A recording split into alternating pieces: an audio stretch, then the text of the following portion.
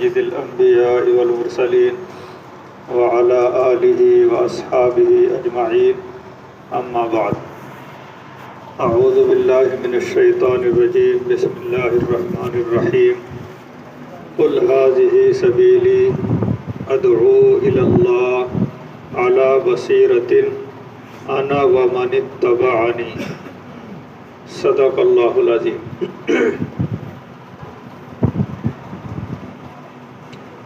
آدمی کے اندر اگر دو صفتیں اعلیٰ درجے کی پیدا ہو جائیں تو امید ہے انشاءاللہ آخرت میں درجہ بھی اعلیٰ ہی ملے گا۔ کتنی صفتیں؟ دو صفتیں۔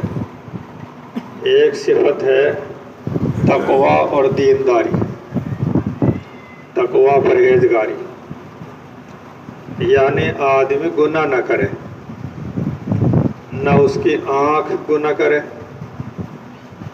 نہ اس کی زبان گناہ کرے، نہ جھوٹ بولے، نہ غیبت کرے، نہ گالی دے، نہ اس کے کان گناہ کرے کہ کان سے کوئی گانا سنے یا کسی کی برائی سنے،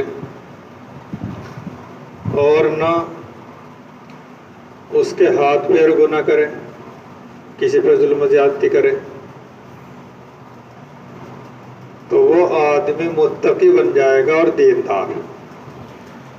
جو گناہ سے رکا وہ متقی بنا، اور چھوٹے گناہ ہو جائیں وہ تو چل جائیں گے، اگرچہ کرنے تو وہ بھی نہیں چاہیے، لیکن بڑے گناہ سے بچنا لازم اور فرض ہے۔ اگر کوئی بڑا گناہ ایک بھی ہو گیا ساری عمر میں، ویسے تو اللہ بہت سے بڑے گناہ معاف کرتے ہیں، لیکن اگر اللہ نے نہ کیا معاف تو ایک ہی بڑا گناہ کافی ہو جائے گا ہمیں آخرت میں سزا دلوانے کے لیے، قبر میں یا قیامت میں یا جہنم میں۔ اس لیے کوئی بڑا گناہ نہ کریں۔ جھوٹ بھی بڑا گناہ، گالی دینا بھی بڑا گناہ، فلم دیکھنا بڑا گناہ، اور چوری کرنا بڑا گناہ، فوٹو کھنچوانا بڑا گناہ بغیر ضرورت کا، اور بھی کچھ آپ کو معلوم ہوں گے۔ سود بیاج کا لینا دینا بڑا گناہ، رشوت کا لینا دینا بڑا گناہ۔ تو ان بڑے گناہوں سے اگر آدمی بچ گیا تو امید ہے انشاءاللہ کھلا جنتی ہے، کیونکہ جہنم میں تو گناہ کی وجہ سے ہی جائے گا، اور گناہ ہوئے نہیں تو جہنم کا مطلب نہیں۔ اور قرآن میں اللہ نے فرمایا ان تجتنبوا کبائر ما تنہون عنہ، اگر تم بڑے گناہوں سے بچتے رہے جن گناہوں سے تمہیں روکا گیا، نکفر عنکم سیئاتکم، تو تمہارے چھوٹے گناہوں کو تو ہم ویسے ہی بخش دیں گے۔ یہ قرآن میں شرط ہے بڑے گناہوں سے بچنا۔ ان تجتنبوا کبائر ما تنہون عنہ نکفر عنکم سیئاتکم۔ اس لیے گناہ کے قریب نہ لگیں، کیونکہ ہم میں سے ہر ایک کی تمنا ہے کہ ہمیں عذاب نہ ہو۔ اگر واقعی سچی تمنا ہے تو اس کا طریقہ صرف یہی ہے عذاب سے بچنے کا کہ گناہ نہ کریں۔ اگر گناہ کر لیا تو دنیا میں بھی بہت سی مصیبتیں بھگتنی پڑیں گی، کیونکہ قرآن میں ہے ما اصابکم من مصیبت فبما کسبت ایدیکم، جو بھی مصیبت آتی ہے تمہارے گناہوں کی بدولت آتی ہے، اور آخرت میں بھی عذاب بھگتنا پڑے گا۔ تو دنیا کا یا آخرت کا کوئی بھی عذاب ہو وہ گناہ کی بدولت ہے، گناہ نہیں تو عذاب نہیں، پریشانی نہیں۔ خود قرآن میں اللہ نے فرمایا ما یفعل اللہ بعذابکم ان شکرتم وآمنتم، اللہ کیا کرے گا تمہیں عذاب دے کر اگر تم شکر گزار رہے اور اللہ پر ایمان رکھتے رہے۔ اس لیے ہم نا قدری نا شکری نہ کریں۔ تو پہلی صفت ہے دینداروں، جیسے ہمارے نبی اور صحابہ متقی پرہیزگار اطاعت شعار کہ معلوم ہونے میں تو دیری ہو جاتی تھی اللہ کے حکم کے، یعنی دیر میں حکم آیا یا پتہ دیر میں لگا لیکن معلوم ہونے کے بعد پھر اس حکم پر عمل کرنے میں دیری نہیں ہوتی تھی. اس حکم پر عمل کرنے میں ہمارے نبی نماز پڑھ رہے تھے، 2 رکعت پڑھ لی تھی، نماز میں ہی اللہ کی طرف سے حضرت جبریل حکم لے کر آ گئے کہ قبلہ بدل گیا، بیت المقدس کے بجائے بیت اللہ ہو گیا جو مکہ میں ہے. تو ہمارے نبی اور صحابہ نماز کے اندر ہی گھوم گئے. یہ نہیں کہ بھئی اگلی نماز پڑھیں گے بیت اللہ کی طرف منہ کر گئے، یہ تو ہولی جیسی کیسی ہوئی. نہیں، حکم جس وقت آیا عمل اسی وقت ہوا. اللہ کرے ہماری بھی طبیعت ایسی بن جائے کہ حکم آتے ہی عمل میں دیری نہ ہو. حضرت ابراہیم علیہ السلام کو اللہ نے خواب دکھایا کہ میں اپنے بچے کو اللہ کے نام پر ذبح کر رہا ہوں. بس اشارہ سا معلوم ہو گیا ان کو، بس دیری نہیں، لے کے چل دیے اپنے بچے کو ذبح کرنے کے لیے اللہ کے نام پر، اللہ کے نام پر ذبح کرنے کے لیے لے کے چل دیے. تو اللہ کرے ہمارا بھی مزاج ایسا ہی بن جائے، اشارے سے بھی پتہ لگ جائے اللہ کا یہ حکم ہے تو اس کے خلاف نہ کریں، اس کے خلاف نہ کریں، کیونکہ اس کے خلاف کرنے والا آدمی یہ اللہ کو راضی کبھی نہیں کر سکتا. اور جس سے اللہ ناراض ہوں کیا وہ جنت میں جائے گا؟ تو اس لیے اطاعت ضروری ہے اللہ کی رضامندی کے لیے. اطاعت کے بغیر کوئی چیز نہیں، اطاعت کے بغیر کچھ نہیں. آپ ہی غور کرو، آپ کا نوکر آپ کی بات نہ مانے تو آپ نکالنے کو سوچو گے اسے، چلتا کر دو. آپ کا بچہ آپ کی بات نہ مانے کتنا جی برا ہوگا، آپ کی بیوی آپ کی بات نہ مانے کیسے جی برا ہوگا، سوچو آپ. تو کیا حالانکہ بیوی کو بچوں کو ہم نے پیدا نہیں کرا، نوکر کو پیدا نہیں کرا. جو بیوی بچے نوکر کوئی چیز کھا پی رہے ہیں وہ چیزیں ہم نے پیدا نہیں کی، پھر بھی ہم اتنا حق سمجھتے ہیں کہ یہ ہماری بات مانے. تو اللہ نے تو ہمیں پیدا ہی کرا، سب کچھ اسی کا، کھا بھی اسی کا رہے. تو کیا اللہ کا یہ حق نہیں ہے کہ ہم اس کی اطاعت کریں؟ غور کرو.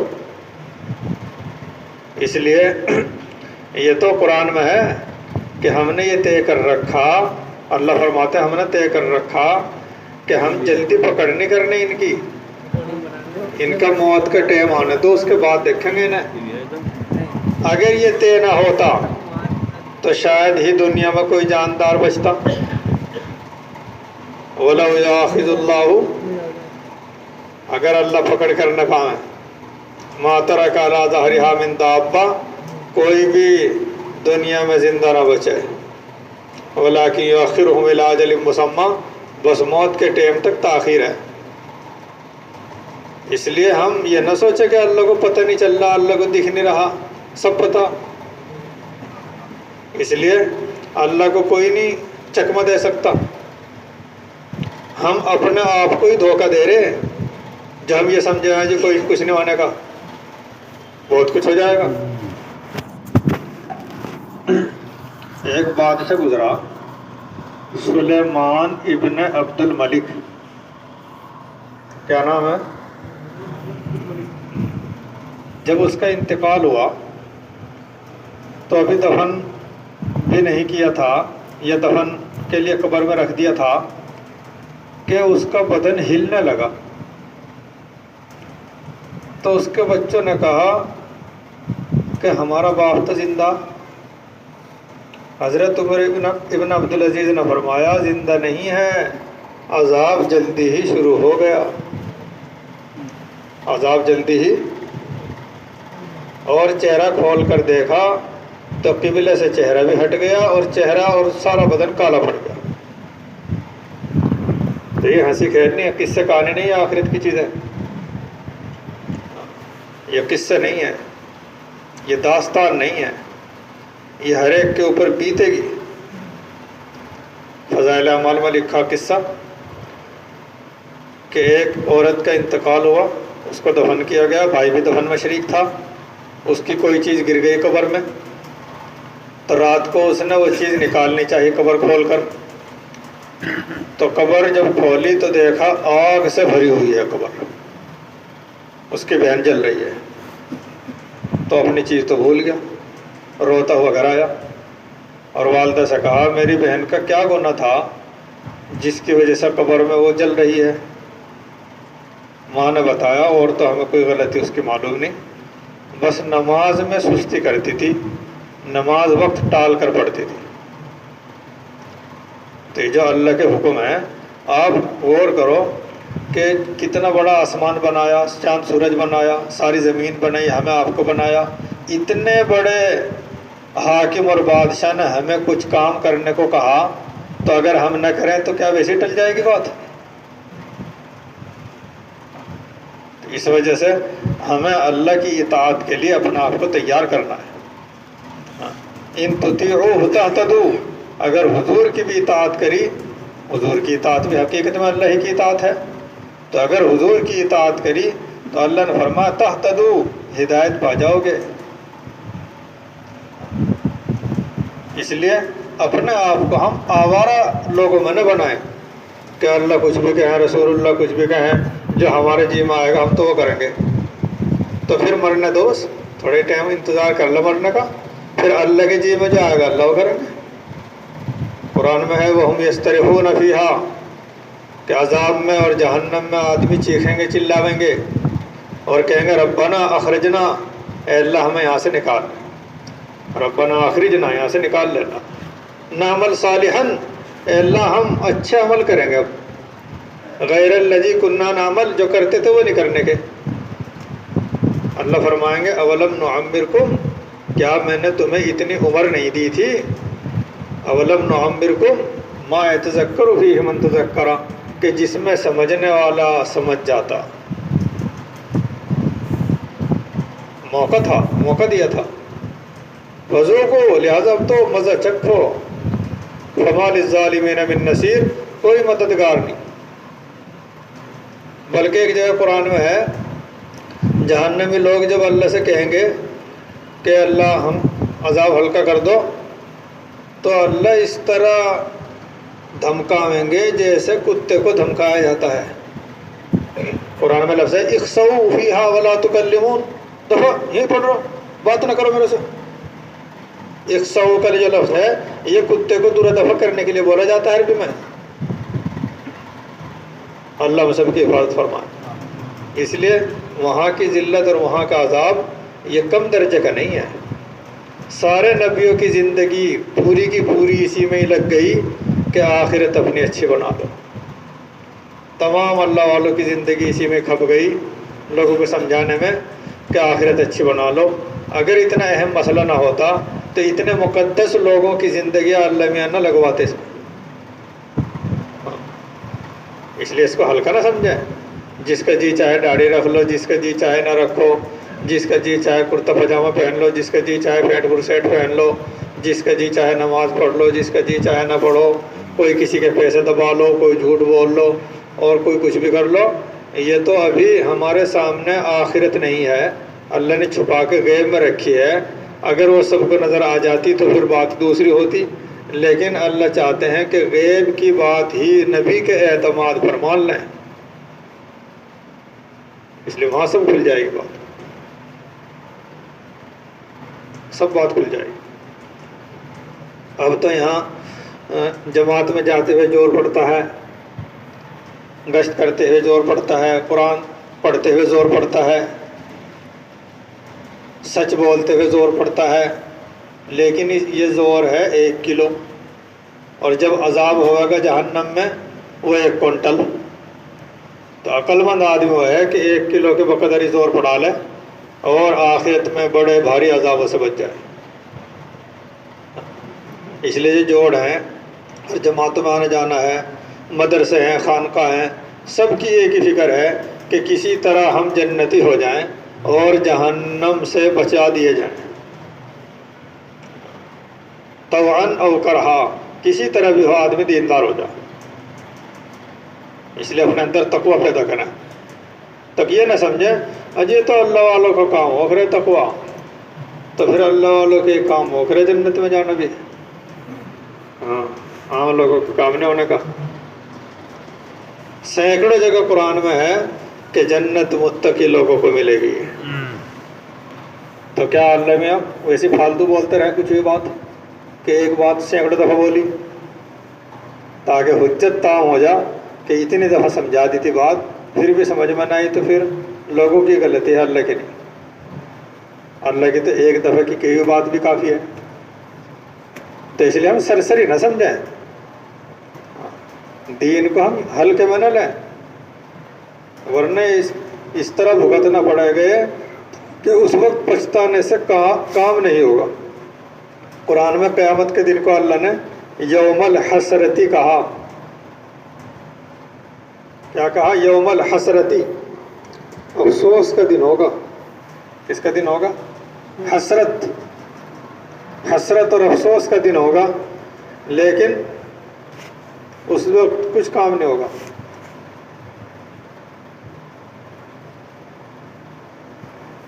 اس لیے ہم اپنے آپ کو تھوڑا جھنجھوڑیں،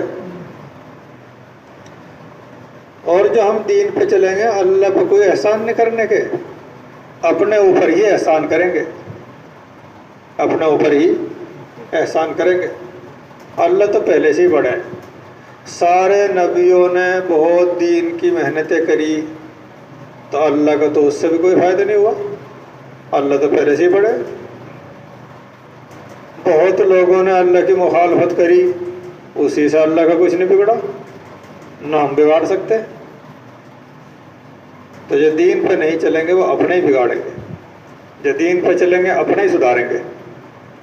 اس لیے قرآن میں اللہ نے ایک جگہ فرمایا کہ جو لوگ دیندار نہیں ہیں، اللہ کو بھلا دیا انہوں نے، تو بدلے میں اللہ نے یہ کیا کہ ان آدمیوں سے ان کو ہی بھلا دیا. یعنی وہ آدمی اپنے آپ کو ہی بھول گئے. فانساہم انفسہم، ان لوگوں کو یہ تمیز ہی نہیں رہی کہ کون سے کام خود ہمیں ستائیں گے اور کون سے کام ہمیں دکھ دیں گے. اسی کی تمیز ختم کر دی اللہ نے جب انہوں نے اللہ کو بھلا دیا. نسوا اللہ فانساہم انفسہم. اس لیے ہمیں اپنی آخرت کی فکر کرنی. یہاں تو کسی پردھان سے کہنا ہے نا وہ بھائی کچھ کھلاؤ پلاؤ نا، رشوت ہے وہ، اج نہیں تو ویسے ہی کھلا رہے ہیں ہم دیا. تو یہ تو اللہ میں کو سب پتہ کیا ہے. اور عام لوگ بھی ایسے ٹوٹ کے پڑے ہیں کھانے پینے پہ جیسے ان کے گھر کچھ نہ رہا ہو. آپ خود ہی سوچو اتنی ہمدردی اس میں پیدا آپ کے لیے ابھی ہوئی ووٹ کے ٹائم میں، 5 سال میں نہیں ہوئی کچھ. 5 سال میں تو وہ کھلانے پلانے کے بجائے کام ہی کروا دیتے کچھ. خیر، تو مسئلے کے لحاظ سے ووٹ کے زمانے میں کسی کا کچھ کھانا پینا صحیح نہیں ہے. ووٹ تو آپ چاہے جس کو دے دو، وہ تو آپ کے اوپر ہے، جس کو آپ مناسب سمجھو گے اس کو دو گے، لیکن بغیر کھائے پیے دے دو. کھا پی کر نہیں دو، اس کو سمجھا دو بھائی یہ کھانا پینا ہمارے لیے مت کرنا، اور ووٹ ہم جسے چاہیں گے تو دیں. اس لیے کیونکہ جو الیکشن ووٹر وہ بھی ہمارے بھائی ہیں، ان کو بھی سمجھانا ہمارا ذمہ ہے. ان کو سمجھاؤ پیسہ بھی ان کا گیا، اپنا اچھا حلال کا کمایا ہوا پیسہ اور حرام موت بٹھا دیا. تو اس اور افسوس ہوگا جب اگر ہار گئے، جب افسوس. اور جو جیت گئے تو حلال اپنا کھلایا حرام موت، اور جو ادھر سے آئے گا کسی اور کام کو اسے کاٹ لیں گے ادھر، وہ بھی حرام ہو گیا. اچھا ایک اور کتنی کم سمجھی کی بات. ہونا تو یہ چاہیے تھا لوگ اکٹھے ہو کے آتے کہ جی آپ ہمارے میں سمجھدار ہیں، بڑے ہیں، ہم آپ کو اپنا بڑا بنانا چاہ رہے ہیں، آپ ہمارے پردھان بن جاؤ. ہونا تو یہ چاہیے تھا. اور پھر آدمی کہے نہیں بھائی فلاں آدمی اچھا ہے، فلاں آدمی اچھا اسے بنا لو. تو اس تک تو نوبت کہاں پہنچتی. خود ہی جا کے لوگوں سے کہہ رہے بھائی ہمیں بڑا بنا لو اپنا بڑا، یعنی عقل ہی ٹھپ ہو گئی. تو اس وجہ سے ہم اس لیے بعض بزرگوں نے فرمایا جس کے پاس دین نہیں ہوتا تو اللہ اس کی عقل بھی چھین لیتے ہیں، اس کی عقل بھی چھین لیں۔ جو کام قرآن حدیث میں رات دن بتایا جا رہا اسے کرنے کو تیار نہیں، اور دوسرے کام پہ آ گئے رات دن۔ اس لیے ہم اس کا خیال رکھیں، اور کبھی کبھی ایسے موقع پر آدمی دینی کاموں میں بھی خرچ کر دیتا ہے، تو دینی کاموں میں بھی اس پیسے لینے سے بچنے چاہیے، کیونکہ مقصد اس ٹائم لوگوں کے دل میں اپنی جگہ بنانا ہوتا ہے، نہ کہ اللہ کے دل میں جگہ بنانا۔ اس لیے احتیاط کریں۔ خیر یہ تو ایک وقتی مسئلہ ہوا، پردھانوں کا ہوا، لیکن جو پورے سال ہی ہمارا مسئلہ ہے، نہ زبان ہماری دیندار، نہ کان ہمارا دیندار، نہ آنکھ ہماری دیندار، نہ لباس دیندار، نہ چہرہ دیندار، نہ نماز، تو یہ بڑے مسئلے، تو اس لیے ہم اپنی حفاظت کریں۔ مسلمان اگر جیسے فی الحال ہم ہیں، اگر ایسے حضور کے زمانے میں ہم ہوتے، کیا حضور اور صحابہ ہمیں مان لیتے مسلمان؟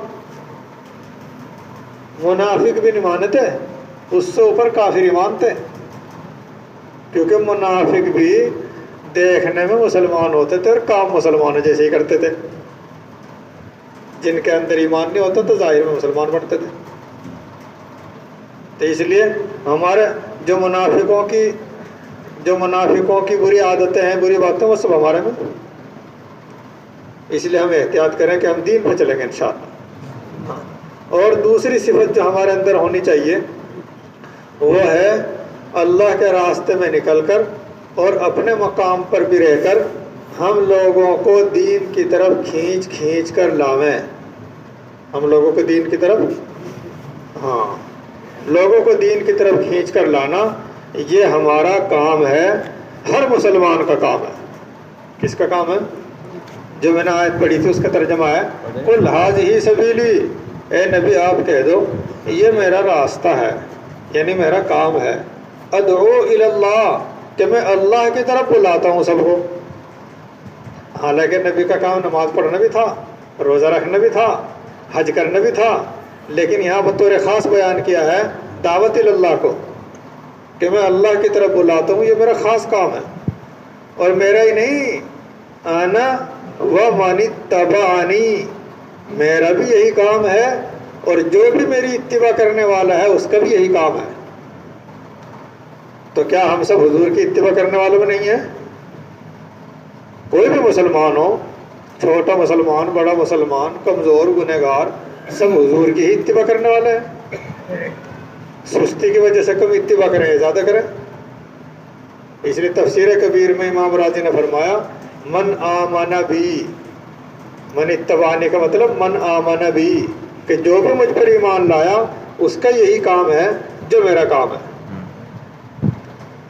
اس لیے ہم اس کا خیال رکھیں کہ ہم اپنے دین میں کمی نہ آنے دیں، اور دوسروں کو دین کی طرف کھینچ کر لانے میں کمی نہ آنے دیں، بلکہ دوسروں کو اگر دین کی طرف کھینچ کر لائے تو اس کی برکت سے اپنے دین میں بھی اضافہ ہوگا، اپنے تقوی پرہیزگاری میں اضافہ ہوگا۔ ہاں، دعوت کا کام آپ خود ہی غور کرو، نبیوں کا جو درجہ بلند ہوا ہے وہ کس وجہ سے بلند ہوا؟ نبیوں کا جو درجہ بلند ہوا ہے وہ دین اور دین کی محنت، اور تیسری کون سی چیز تھی ان میں؟ اور ہم سب کا جو درجہ گھٹا ہوا ہے دین کم ہونے اور دین کی محنت کم ہونے کی وجہ سے۔ اس لیے اب تو ہم سرسری سمجھتے ہیں، حالانکہ ہماری زندگی کا اکثر حصہ لگنا چاہیے دین پر چلنے میں اور دین کی دعوت دینے میں۔ اس وقت بھی دنیا میں بہت لوگ دین کی دعوت دے رہے ہیں، بلکہ ہمارے اکابر نے تو بڑی محنتیں کری۔ جب تک یہ دعوت کا کام اس طریقے پر نہیں تھا تو جب ہمارے اکابر نے اپنے طور پر بڑی قربانیاں دی، حضرت مجدد الفسانی علیہ الرحمہ نے لوگوں کے دین کی خاطر جیل میں بھی گئے، اور 1000-2000 لوگوں کو گھر چھڑوا کے شہروں میں بھیجا، مستقل ان کی وہیں رہائش کروائی، اور کہ تم یہاں لوگوں کو دین سمجھاؤ۔ اسی لیے یہ دین بچ گیا، ورنہ اکبر بادشاہ نے بگاڑ دیا تھا، دین۔ اس نے کچھ ہندوؤں میں سے لی 1-2 بات، और कुछ यहूदियों में से कुछ ईसाइयों में से, और चूँ चूँ का मुरब्बा बना के उसका नाम रखा दीन इलाही। लोगों से कहा भाई इस पर चलो, समझ गई जी बात। तो फिर मुजद्दिद अल-हुसैनी अलैहिर्रहमा इन्होंने और दूसरे उलमा ने बड़ी कोशिशें करी और ये दीन बचा।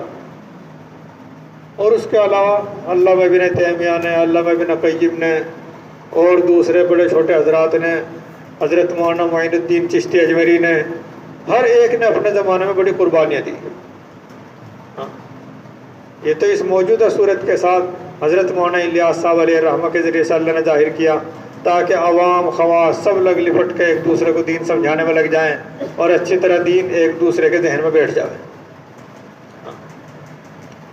क्योंकि जो दीन की मजलिस में नहीं रहेगा, दीन के माहौल में नहीं रहेगा, आप खुद ही सोचो उसके दिल दिमाग में दीन कैसे उतरेगा। जमातों में जाना, जोड़ों में जाना, गश्त मुलाकात करना, ये गोया कि दीन की मजलिसों में रहना है और दीन के माहौल में रहना है। ये बच्चे आवारा हो जाते हैं तो ये जानबूझ के नहीं होते आवारा कि भाई मैं आवारा बनूंगा आज से, उनके जहन में भी नहीं होता, बल्कि आवारा होने को वो भी बुरा समझते हैं, अच्छा होने को वो भी पसंद करते हैं। तो जानबूझ के नहीं बिगड़ते भाई बिगड़वा आज से, बल्कि वो बिगड़े हुए के पास लगने लगते हैं और उनको ये अंदाज़ा भी नहीं होता कि जिनके पास हम लग रहे बिगड़े हुए, ये भी नहीं अंदाज़ा होता उन्हें। तो आवारा बच्चों के पास खेलना उठना बैठना शुरू कर दिया, अल्लाह धीरे धीरे आवारा हो गया, अपना बाप की सुनते, ना माँ की सुनते, ना अल्लाह रसूल की सुनते। तो जिस तरह उनको एहसास भी नहीं हुआ कि हम बिगड़ गए और वो बिगड़ गए, इसी तरह दीन के माहौल में अगर रहेंगे तो चाहे आदमी को ज़बरदस्ती ले जाया जा, उसका जी भी नहीं चाह रहा था, लेकिन समझा बुझा के साथियों ने कहा नहीं चले चलो जाओ, अगर अच्छे चलो चलो जाऊँगा जब तुम मान नहीं रहे, तो उसका इरादा भी था दीनदार होने का। लेकिन जब वहाँ जमात में रहा, 5 टाइम की नमाज़ पढ़ने लगा, तालीम में बैठने लगा, गश्त में जाने लगा और कभी आदाब गश्त भी करने लगा, धीरे धीरे असर आने लगा दीन का। और 4 महीने लग गए और ज़्यादा असर आ गया, दाढ़ी कुर्ता पजामा के साथ आया वापस। और अगर यहाँ आके जुड़ा रहा तो थोड़े बहुत दिनों में पक्का नमाजी भी हो जाएगा और धीरे धीरे दीन की मेहनत में जुड़ने लगेगा। पहले 50 गलती करता था, अब 25 रह गई, 25 ख़त्म हो गई, और लगा रहेगा फिर 15 रह जाएगी। तो इसलिए धीरे धीरे गलतियाँ कम हो जाएंगी, एकदम तो कोई हजरत जी नहीं बनता।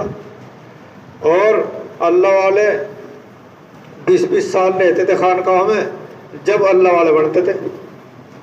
इसमें फ़ज़ाइल आमाल में लिखा दूसरी जिल्द में हज़रत हातिम असम का किस्सा कि वह हज़रत शकीक बल्खी के पास तकरीबन 32 साल रहे और 32 साल रह के अपने अंदर दीन दाखिल करा। हाँ, उनके शेख ने पूछा क्या सीखा इतने दिनों में? उन्होंने कहा जी 8 बात सीखी। बस 8 ही सीखी, जहाँ बस 8 ही सीखी। और रोज़ सबका जिक्र है फ़ज़ाइल आमाल में, लोग उनमें से 8 में से हर कोई बात ऐसी है कि हमारे अंदर अगर 32 साल में एक ही आ जाए बहुत है, एक ही आ जाए बहुत है, कोई बहुत बड़ा बात। मसलन एक बात ही हो जाए अजब दीनदार बना मतलब, तो ये बहुत है। तो इस वजह से ये नियत करें इंशाअल्लाह कि हम नेक बनेंगे और लोगों को नेक बनाएंगे। अच्छा आप गौर करो, मौलाना इलियास साहब अलैहिर्रहमा अगर सारी उम्र नमाज में, तस्बीह में, तिलावत में लगे रहते तो शायद उनका सवाब इतना ना होता जितना अब एक दिन में ही हो जाता होगा। क्योंकि उनके चलाए हुए तरीके की बदौलत लोग जमातों में निकल रहे, नमाज पढ़ रहे, तस्बीह पढ़ रहे, कुरान पढ़ रहे, लोगों को दीन की तरफ बुला रहे और करोड़ों लोग कर रहे काम पूरी दुनिया में। तो करोड़ों लोगों का सवाब पहुँच रहा, क्योंकि जो आदमी ज़रिया बनता है अल्लाह उसको इतने सवाब देता है जितना करने वालों को। तो इस दावत के काम की बदौलत उनका सवाब एक दिन में इतना हो जाता होगा अंदाज़न कि सारी उम्र में शायद इतना ना होता। तो देखो कितना अच्छा सदका जारिया बनाया। मौलाना कासिम साहब नानोतवी जिन्होंने दारुल उलूम की बुनियाद रखी, दारुल उलूम का मदरसा बनाया चलाया, तो वो सारी उम्र में शायद उनका सवाब इतना ना होता जितना अब एक दिन में पहुंच जाता होगा। कितने उलमाए दीन तैयार हुए, कितने उनके ज़रिए से तैयार हो रहे, और पूरी दुनिया में जो फैज़ है दारुल उलूम की बरकत से, पूरी दुनिया में जो लोगों में दीनदारी है ये तो मदारिस की बरकत है, ये दावत के काम की बरकत है। اس وجہ سے تمہارا قاسم نانوتوی کا سوال